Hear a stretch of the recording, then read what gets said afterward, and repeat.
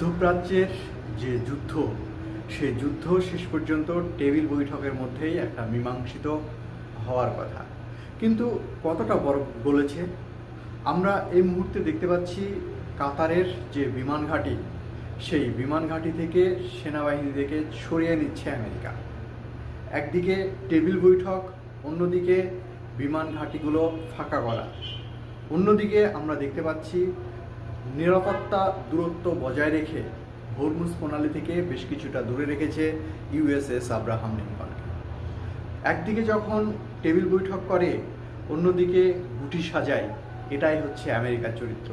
আমরা বিগত দিনে দীর্ঘদিন দেখেছি, এটা আমেরিকার সবচেয়ে বড় কৌশলগত দিক। আমরা ইরানকে যেভাবে শান্ত করা বা শান্ত হওয়ার রাস্তা খুঁজছি, ঠিক সেই সময়তে আমেরিকা বসছে আলোচনার টেবিলে। কিন্তু আলোচনা এগোনোর আগেই যেভাবে আন্তর্জাতিক ক্ষেত্রে ইরান এবং ইসরায়েল থেকে বিদেশি যে সমস্ত জনগণ সেখানে আছে, তাদেরকে দ্রুত চলে যাওয়ার নির্দেশ দেওয়া হচ্ছে, তাহলে আমরা কি ধরেই নিতে পারি যে আলোচনা যদি ফলপ্রসূ না হয় তাহলে যুদ্ধ অবধারিত? এই মুহূর্তে তৃতীয় বিশ্বযুদ্ধ যদি সংঘটিত হয়, তাহলে কোনো দেশ যে বাদ যাবে না এই বিশ্বযুদ্ধ থেকে, সেটা বলাই বাহুল্য। ইরানের উপরে হামলা যদি আমেরিকা ভুলবশত করে, তাহলে ইরান যে ছেড়ে কথা বলবে না, সেটা বারবার বলেছে আলী খামেনি। আমরা দেখেছি ইরানের মিসাইলও কিন্তু প্রস্তুত করে রেখেছে। যে কোনো মুহূর্তেই অ্যাটাক যদি করে আমেরিকা, তাহলে 1 ইঞ্চিও বিনা যুদ্ধে মাটি ছেড়ে দেবে না ইরান, সেটা বলে দিয়েছে। অনেকটা আলোচনা শুরুতেই ধাক্কা বলেই মনে হচ্ছে, কেননা আলোচনা যদি ফলপ্রসূ হতো, তাহলে হয়তোবা এইভাবে বিমান ঘাঁটিগুলো সরিয়ে নেওয়া হতো না। একদিকে ইসরায়েল যখন সবসময়কার জন্য চাইছে ইরানকে কোণঠাসা করে ইরানকে শেষ করে দিতে, কেননা ইরান হচ্ছে মধ্যপ্রাচ্যের ভবিষ্যৎ দাদা। আমেরিকা এবং ইসরায়েলের যে বাড়বাড়ন্ত গোটা পৃথিবীব্যাপী, সেটা খুব দ্রুতই শেষ হয়ে যাবে, সেটা বুঝতে পারছে গোটা বিশ্বের বিশেষজ্ঞ মহল থেকে আমজনতা, সাধারণ মানুষ। এই ইরান যদি উত্থান হয় মধ্যপ্রাচ্যে, হরমুজ প্রণালী যেভাবে ইরানের কবজায় আছে, হরমুজ প্রণালীকে যদি কোনোভাবে ইরানের কাছ থেকে আমেরিকা ইসরায়েল ছিনিয়ে না নিতে পারে, ভবিষ্যতে তেলের ভাগিদারি দিতে হবে এই ইরানকে। ইরান শক্তিশালী হবে মধ্যপ্রাচ্যে, আর আমেরিকা দিন দিন তার শক্তি হারাবে। সেই কারণেই কি এই টেবিল বৈঠকের মধ্যে যদি বরফ না গলে বা ইরান আমেরিকার চাপিয়ে দেওয়া সিদ্ধান্ত মেনে না নেয়, তাহলে যুদ্ধ অবধারিত। আপনারা যারা নিয়মিত জিওপলিটিক্যাল ভিডিও দেখেন, নিয়মিত প্রত্যেকটা দেশের অভ্যন্তরীণ খোঁজখবর রাখেন, তারা বুঝতে পারছেন আমেরিকার ট্র্যাজেডি কোন জায়গায়। এই সাদা চামড়ার মানুষগুলোকে মানুষ কখনো কখনো বিশ্বাস করতে পারে না। বিশেষ করে আমার এই কয়েকদিন আগের একটি ভিডিওতে একজন কমেন্ট করে বলেছে, ওদেরকে কোনোভাবে বিশ্বাস করা যায় না, কেননা ওরা যখন টেবিলে শান্তি বৈঠক করে আর অন্যদিকে অশান্তির বীজ বপন করে। এটাই হচ্ছে আমেরিকার চরিত্র। তাহলে কি সত্যি সত্যি আমরা সেই দিকেই এগিয়ে যাচ্ছি? আরও একটা যুদ্ধ সংঘটিত হতে চলেছে। পেন্টাগন ইতিমধ্যেই গোপন বৈঠক চালাচ্ছে। পেন্টাগন বলছে আলোচনা যদি ফলপ্রসূ না হয়, তাহলে শেষ পর্যন্ত সৌদি আরবের মাটি ব্যবহার করেই আমরা যুদ্ধে এগিয়ে যাব। যদিও সৌদি আরব আগেই বলে দিয়েছে আমাদের মাটি ব্যবহার করতে দেব না, কিন্তু সৌদি আরবের সঙ্গে আমেরিকার যে দীর্ঘদিনের বন্ধুত্ব এবং সামরিক চুক্তি, সেই চুক্তির মধ্যেই লিখিতভাবেই আছে যে সৌদি আরবকে ব্যবহার করতে পারবে আমেরিকা। শুধুমাত্র এই চুক্তির উপরে বেস করেই এগিয়ে যেতে চাইছে আমেরিকা এবং ইরানের উপরে হামলার জন্য প্রস্তুতি নিচ্ছে গভীরভাবে। আল উদেন যে বিমান ঘাঁটি আমেরিকার, মার্কিন বাহিনীর যে বিমান ঘাঁটি, সেই বিমান ঘাঁটির সমস্ত সেনাবাহিনী থেকে শুরু করে সামরিক অস্ত্র সরিয়ে নিয়ে যাচ্ছে। কোথায় নিয়ে যাচ্ছে? তাহলে কি আমরা ধরেই নিতে পারি সৌদি আরবের মরুভূমির কোনো নির্জন স্থানে এই সমস্ত বিমান ঘাঁটিগুলোকে রেখে দেবে? একটা নতুন বিমান ঘাঁটি করছে সৌদি আরবে? বলা বাহুল্য।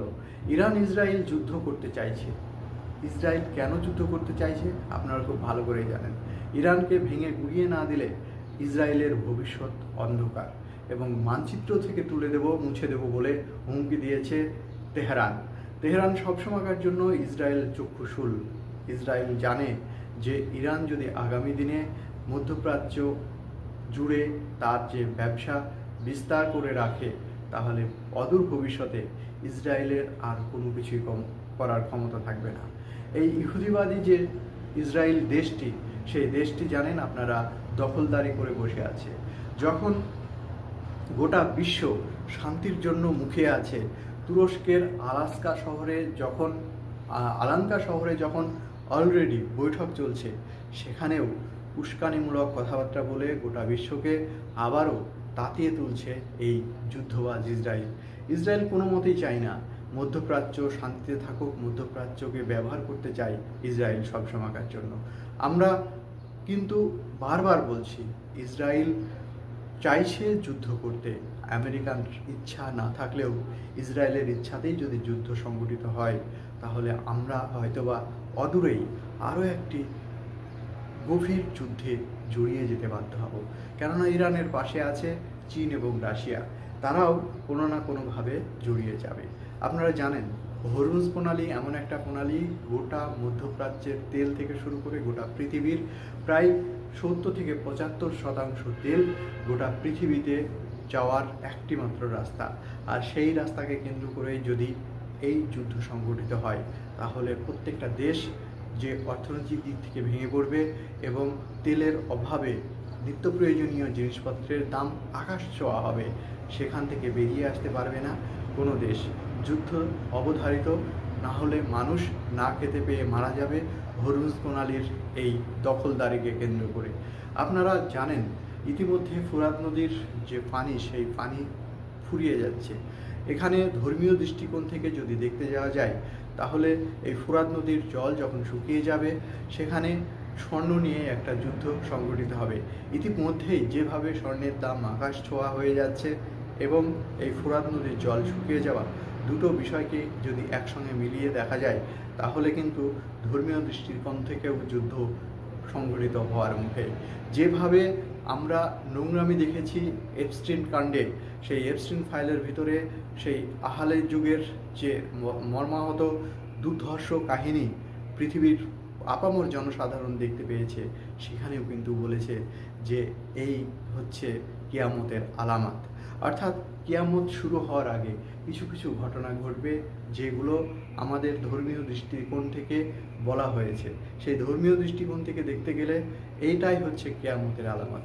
একদিকে ফোরাত নদীর জল শুকিয়ে যাওয়া, অন্যদিকে স্বর্ণের দাম আকাশ ছোঁয়া, স্বর্ণ নিয়ে মারামারি ঝামেলা, আর একদিকে হচ্ছে মানুষের কুরুচিকর একটা যে যৌন বাসনা।